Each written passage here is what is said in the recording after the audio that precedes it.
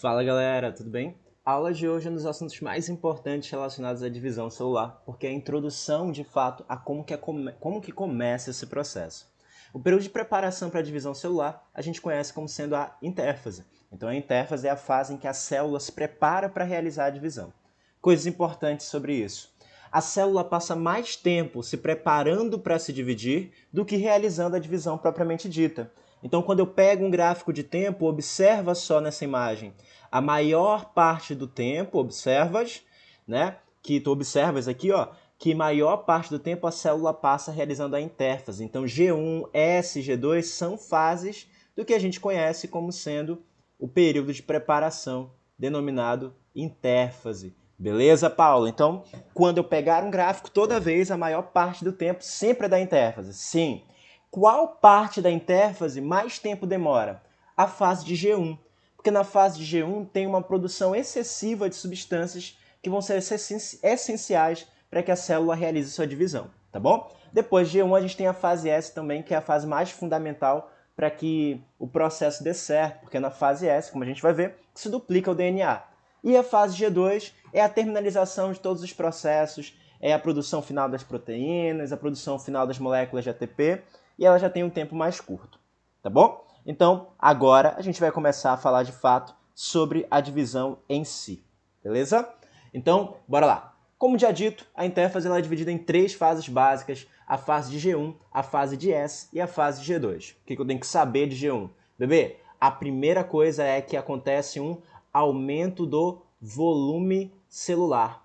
A célula, quando ela está fazendo a divisão, ao final do processo, ela origina duas células que são menores do que ela. Então essas células, elas têm que aumentar de volume. Tudo bem? Então geralmente uma célula quando vai fazer uma divisão é porque ela já saiu de outra divisão anterior.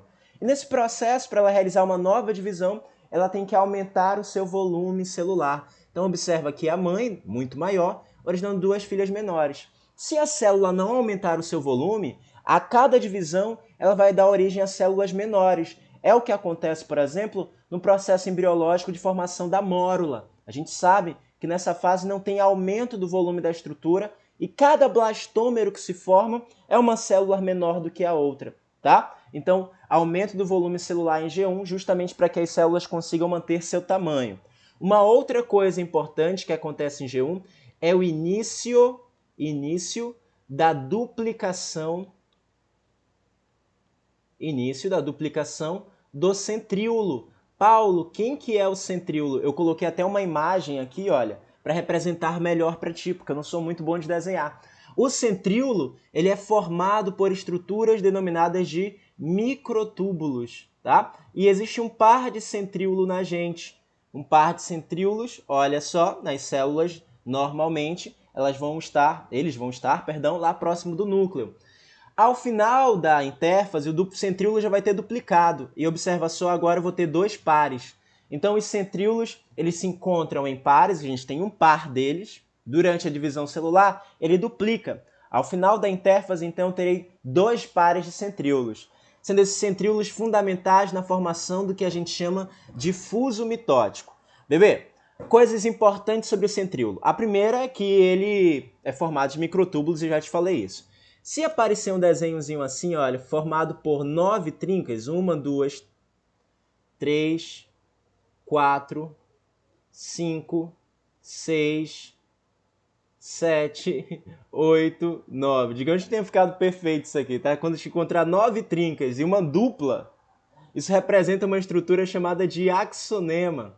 O axonema nada mais é do que a estrutura básica de um centríolo. Tá? Então tá mal desenhado aí, tu já percebeu que também não tem muita coordenação na mesa, mas esse axonema é a estrutura fundamental do centríolo. Toda vez que ele aparecer em prova, tu pode falar, opa, é centríolo que ele está se referindo aqui.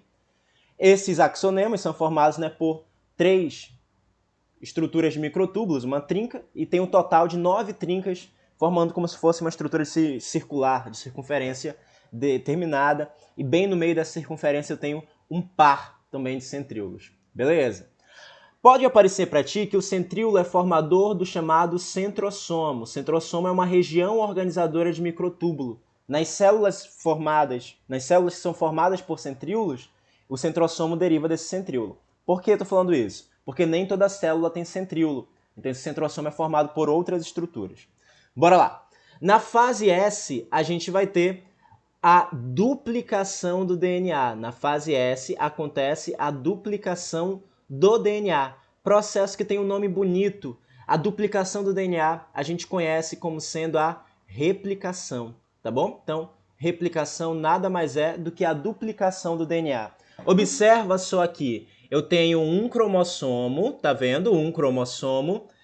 E agora, ao final da fase S, eu vou ter um cromossomo. Paulo, mas tem duas estruturas? Sim. É um cromossomo com duas moléculas de DNA ligadas. Então, olha só, um cromossomo na fase G1 com uma molécula de DNA.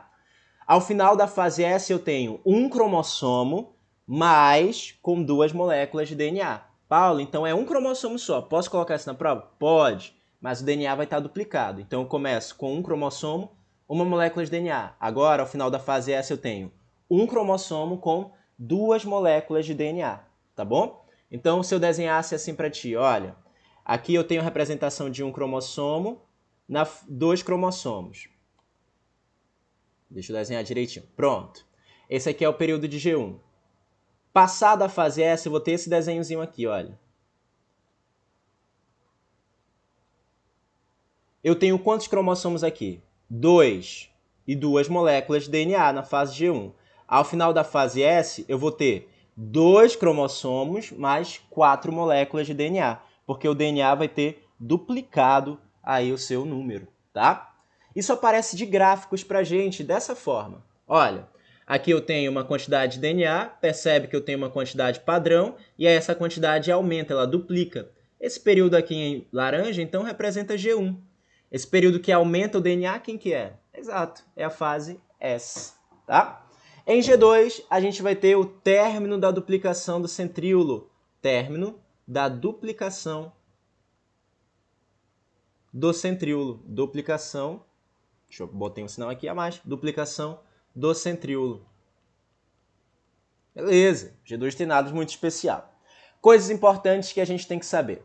Entre G1 e S, existe um período chamado de G0. G0 é o período em que as células não se dividem, elas ficam paradinhas lá. Mas por que elas não se dividem? Porque elas não gostam de se dividir. É isso, essa é a resposta. As células em G0 não gostam de se dividir e são chamadas de células perenes. A principal célula perene que a gente pode citar aqui, que é uma célula que não faz divisão de forma alguma, é o neurônio. Tá bom? Então, o neurônio é uma célula que para no período chamado de G0 e ele não prossegue com a divisão. Bebê, existem outras células que não gostam de se dividir, mas podem se dividir, se for muito necessário. Quais são as células que não gostam de se dividir? São a fibra muscular, então eu tenho a fibra muscular, e o adipócito. O adipócito que é a célula do tecido adiposo. Então, novamente, eles não gostam de dividir. Mas se eu der fatores de crescimento para eles ou influenciá-los com alguns hormônios, eles podem entrar em divisão, mas normalmente não o fazem. Quando uma pessoa fica forte, musculosa, imagina aí, começou a ir para academia e começou a ficar musculosão, cara. Teu músculo aumentou de volume, não é? Esse músculo ele aumenta de tamanho não pelo aumento do número de células, ele aumenta de tamanho pelo aumento do volume celular, tá? Então as fibras musculares e o adipócito, eles não aumentam em número, mas eles podem aumentar em tamanho. No caso do adipócito, tu não vai ficar musculoso, tu vai ficar gordinho, né? O adipócito também, então, ele pode aumentar infinitamente de tamanho. Esse processo de aumento de tamanho de uma célula, aumento do volume apenas, sem aumentar o número, tem um nome legal. O nome importantíssimo, que tem que decorar, inclusive, é hipertrofia. Tá? Então, a fibra muscular e o adipócito, eles sofrem um fenômeno aí chamado de hipertrofia. Tá bom, beleza? Adendos desse assunto para a gente finalizar. Olha só, a célula precisa verificar possíveis erros na divisão celular. Por quê? Porque se eu fizer a divisão com um erro, ao final dela eu terei 2. Porque o DNA, por exemplo, duplicou, né? A célula também vai duplicar ao longo do processo da divisão. Então, ao passo que eu tenho um problema, se eu deixá-lo seguir, eu vou ter 2 problemas. O que é pior do que um galeroso? 2 galerosos. Sempre falo isso para meus alunos. O que é pior do que um problema? 2 problemas, 4 problemas, 8 problemas e por aí segue. Então a célula ela faz a verificação dos erros através do que a gente chama de pontos de checagem. E os pontos de checagem são 3, isso cai em prova. É entre G1 e a fase S, entre G2 e a prófase, e entre a prófase, e entre a metáfase e a anáfase. Tá bom? Então existem 3 pontos de checagem, G1 e S, G2 e prófase, metáfase e anáfase. Qual que é o mais relevante para a prova da gente? É esse aqui, ó, é o primeiro ponto de checagem antes da duplicação do DNA. Anjinho, se a célula verifica que ela possui um erro, ela tem 2 opções. Quando ela encontra um problema, ela tenta solucionar, obviamente. Então, a célula pode corrigir seus erros. É, cara, que legal, né? A gente encontra um problema e a célula vai lá e corrige. Se deu tudo certo, se ela conseguiu corrigir, ela segue na divisão. Mas, no entanto, existem problemas que a célula não é capaz de corrigir. E quando ela não é capaz de corrigir, sabe o que ela faz? Ela desiste e induz a própria morte. Processo chamado de apoptose, tá bom? Então, no ponto de checagem, quando é verificado algum erro, e esse erro ele tem 2 caminhos. Ou ele pode ser corrigido, e ótimo, se eu corrigir, posso prosseguir na divisão. Ou, se eu não puder corrigir, a célula induz a sua própria morte, fenômeno chamado de apoptose. Beleza? Então tá ótimo. O ponto de checagem é justamente para evitar que células defeituosas se proliferem. Se uma célula não faz ponto de checagem, ou se ele tem um defeito, o ponto de checagem em si, a célula não morre, não induz apoptose. E ela se prolifera sem controle. Qual é o nome dessa célula? Exato, é uma célula tumoral. Então, ponto de checagem é para evitar esse tipo celular. Tá, outra coisa importante sobre as células tumorais é o seguinte. Existem genes normais, chamados de proto-oncogenes. São genes normais, saudáveis, relacionados ao controle da proliferação celular e do aumento do tamanho da célula também. Então, o proto-oncogene está relacionado ao crescimento e à proliferação celular. É um gene normal, faz parte da célula crescer e se multiplicar. No entanto, quando a célula começa a crescer sem controle, se multiplicar sem controle, é sinal que o proto-oncogene tem um defeito. E esse proto-oncogene, quando tem um defeito, a gente passa a chamá-lo de oncogene. Então, o oncogene é um gene defeituoso, tá? Oncogene é um gene que apresentou defeito e anteriormente, quando ele era saudável, ele era chamado de proto-oncogene. Agora que tem um problema, ele é um oncogene, beleza? Tá ótimo.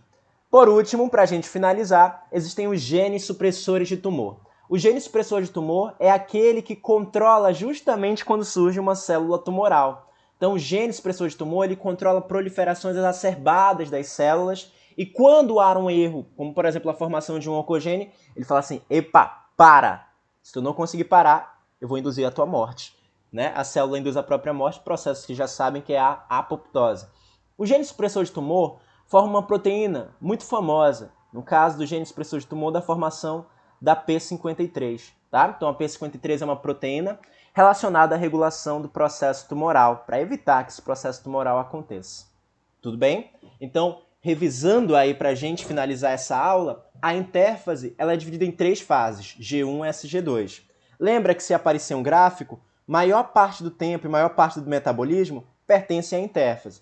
A intérfase é fundamental para o processo da divisão porque é nela que acontece a duplicação dos centríolos e é nela que acontece a duplicação do DNA. Sobre a duplicação do DNA, lembra, se aparecer esse gráfico, toda vez que tiver aumento do DNA é porque a célula passou por um período da fase chamada de fase S da intérfase. Existem os pontos de checagem, que são justamente para evitar que erros aconteçam ao longo da divisão. Os pontos de checagem existem 2 na intérfase e 1 na própria divisão.